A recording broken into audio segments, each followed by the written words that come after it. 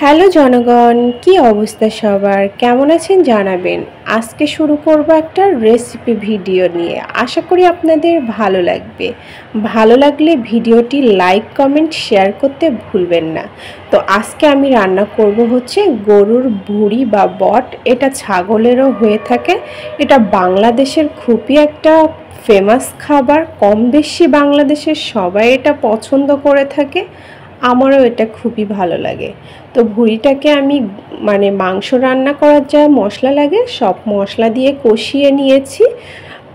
সব মশলাটা কষিয়ে নিয়ে আমি এখানে ফ্রোজেন করা ভুঁড়িটা দিয়ে দিয়েছি। ভুঁড়িটা এখনও আমার ছাড়েনি, ফ্রোজেনই রয়েছে। যাই হোক, আমি তাড়াহুড়া করে বের করে আর কি রান্নাটা করেছি, টাইম হয়নি ছাড়ানোর। তো আর কি গরমের ভাপে ছাড়িয়ে যাবে। তো দেখতেই পাচ্ছেন অনেকটা ছাড়িয়ে এসেছে আর কালারটা জাস্ট ওয়াও এসেছে। তো আমি এইভাবে কিছুক্ষণ ভুঁড়িটাকে সুন্দর করে কষিয়ে নেব। আচ্ছা, আপনাদের কার কার এরকম গরুর বট বা ভুঁড়ি খেতে পছন্দ প্লিজ কমেন্টে জানাবেন। তো আমার তো খুবই ভালো লাগে। তো আজকে আমি আমার মতো করে রান্না করার চেষ্টা করেছি। আপনারা কেমন করে রান্না করেন প্লিজ কমেন্টে জানাবেন। তবে আমার মতো করে রান্না করলেও লাস্টে গিয়ে আর আমার মন মতো হয়নি, তো সেটা পরে বলছি। তো এই যে দেখেন, ভুঁড়ি দিয়ে অনেক তেল বের হয়েছে, সুন্দরভাবে কষানো হয়ে গিয়েছে। তো আমি দিয়ে দেবো এর পর্যায়ে কিছু কেটে রাখা টুকরো টুকরো আলু দিয়ে ভুঁড়ি খেতে কিন্তু বেশ ভালো লাগে। তো আমি এখানে কিছু আলু কেটে রেখেছিলাম, তো আলুগুলো সব দিয়ে দিলাম। তো এটাকেও এখন সুন্দরভাবে কষিয়ে নেব।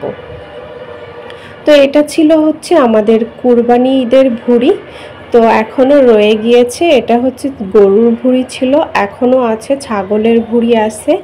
তো যাই হোক, এখন সুন্দরভাবে আমি ভুঁড়ির সঙ্গে আলুর সঙ্গে সুন্দরভাবে কষিয়ে নেব। রান্নাটা খেতে কিন্তু অসাধারণ হয়। আপনারা কে কীভাবে রান্না করেন এবং কে কে ভুঁড়ি খেতে পছন্দ করেন প্লিজ কমেন্টে জানাবেন। তো আমরা না এটাকে বট বলি না, আমরা বেশিরভাগই ভুঁড়িই বলে থাকি। তো আমি ভুঁড়িই বলছি। যাই হোক, এবার আমি ঢেকে দিলাম, এটা কিছুক্ষণ হতে থাক। তো দেখতে পাচ্ছেন অনেকটা পানি শুকিয়ে এসেছে। এই পর্যায়ে আমি হচ্ছে আরেকটু কষিয়ে নেব। যতটা কষানো হবে খাবারের টেস্টটা কিন্তু ততটাই বেশি হবে। তো এই যে দেখতে পাচ্ছেন লোভনীয় ইয়াম্মি ইয়াম্মি গরুর বট বা ভুঁড়ি। তো রান্নাটা আমি খুবই ইজি ওয়েতে দেখানোর চেষ্টা করেছি।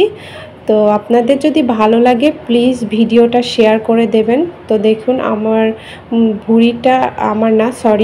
গরুর ভুঁড়িটা একদম সুন্দরভাবে তেল বের হয়ে গিয়েছে চারিদিক দিয়ে। এখন আমি এর ভিতরে ঢেলে দেব কিছুটা পানি।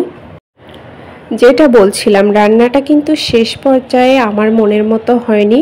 আমার জামাইয়ের খেতে মনে চেয়েছে একটু ঝোল ঝোল ভুঁড়ি খাবে। সব সময় তো ভাজি ভাজি ভুঁড়ি খাওয়া হয়, তার জন্য সে আমাকে বলেছে একটু ঝোল রাখতে।